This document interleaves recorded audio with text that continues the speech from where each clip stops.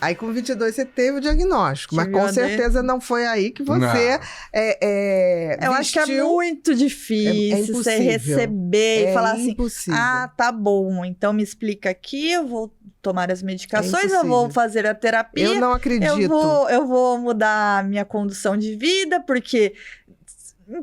Impossível. Eu nunca vi um paciente de border que tenha feito esse processo. Então... No primeiro momento, É dolorido pra eles. Eu acho que é impossível, assim, a pessoa receber que é borderline e aderir tudo que precisa ser feito. As mudanças é muito sobre a maturidade também. Exatamente. E muito sobre a dor, né? Que você vai melhorando, porque você vai apanhando. Eu falo, eu fingi muitos anos da minha vida que eu não era borderline. Uhum. E quanto mais eu virei as costas para esse diagnóstico, falei assim, Cada vez você caía. Não é comigo. Quanto mais eu virava as costas, mais border eu era. Mais regulada eu era. Uhum. Então, quando eu peguei e aceitei, falei, tá bom, vai, é comigo, eu tenho, e eu quero melhorar. Eu não aguento mais assim. viver nessa panela de pressão desregulada. O que eu faço para amenizar, para baixar o fogo, para isso aqui não explodir sempre? Uhum. O que precisa fazer que eu vou fazer? Agora eu cansei. Se autoconhecer. Agora eu cansei. Acabou a palhaçada. Pra mim foi muito drástico, só que foi aos 30. Tá? Mas dos 22 de saber, aí Até tem 8 anos, né? Mas sabe de uma coisa, Nicole? Tem uma coisa que você está falando que é muito interessante. A idade também ajuda a esse cair de ficha. A partir de 25 anos, você vai amadurecendo. 27, 28, batendo 30, a gente tem um primeiro você amadurecimento vai da vida cair. adulta. Você ainda vai cair, mas você já começa a cair de uma outra forma, Sim. já entendendo e levantando mais rápido. Sim. E é interessante que quando eu dava o diagnóstico, primeiro eu não dava, só se me pedisse. Mas o que eu tenho? Aí eu falei, quer que eu te explique? Vai demorar. Aí desenhava, Não, eu não tenho isso. Não tem importância. Se eu tiver errado, não tem problema, a gente rever. Não tem nada definitivo. Pelo que eu vi, pela história, pelos exames, eu acho isso, mas acho. Tá limpo também. E aí começava uma irritação, principalmente se fosse adolescente, tipo assim, ridícula. Ridícula, você é uma ridícula, não tem nada disso. Adolescente pai... é um caso muito... Mas sempre assim, porque minha mãe, porque meu pai, eu falava assim, não, então tá bom, o que eu posso te ajudar? Porque assim, se você não tem nada, tá tudo legal. E aí muitas vezes eu falava assim, abria a porta, falei, mãe, tá liberada. Como tá liberada? Não, é porque ela não achou que tem, tudo bem. Aí eu só falava assim, o dia que você estiver sofrendo, você achar que eu posso te ajudar, eu vou estar aqui, te juro. Aí ela, por que você não chamou minha mãe? Porque eu estava ouvindo você. E por que você está me mandando embora? Porque você não quer. Não quer, não sei. Voltava na semana seguinte.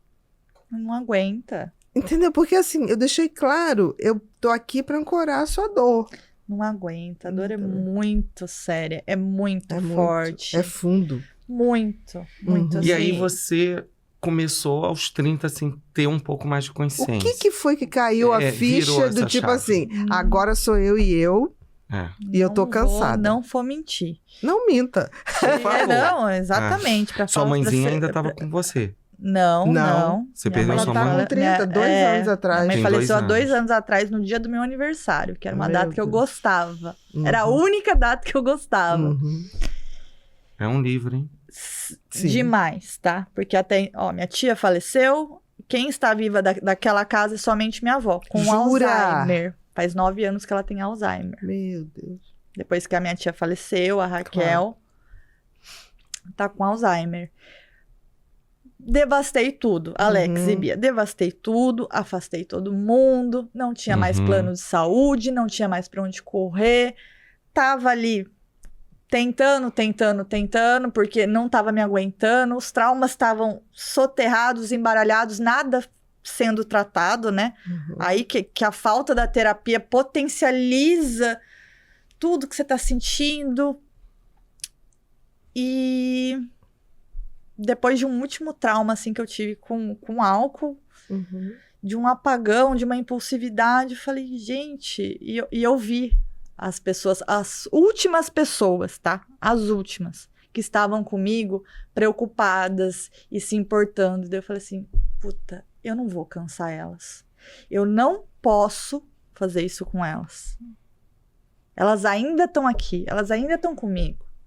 Uhum. Não posso dar trabalho para essas pessoas que estão cuidando de mim, que não têm obrigação. Não posso. Aquele vídeo seu, eu não posso mais sofrer e fazer o outro. Eu não posso.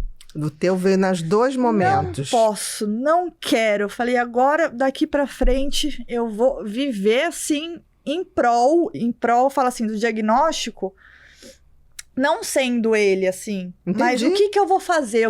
Preciso ir na academia? Vou na academia. Precisa fazer terapia 2 vezes na semana? Vou fazer. Ai, me dá uma sugestão, Bia. O que você acha que o board tem que fazer? Eu vou fazer. Eu vou atrás, eu vou validar, vou ver se é bom.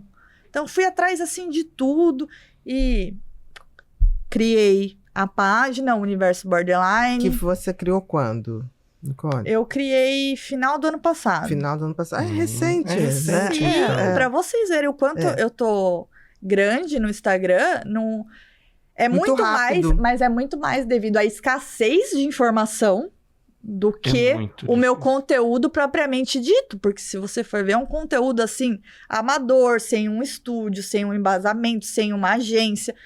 Eu, Sim. a câmera, Uhum. um Sim. tripé da Shopee e a minha vivência sendo falada. E um monte de seguidor. Eu ganho muito seguidor.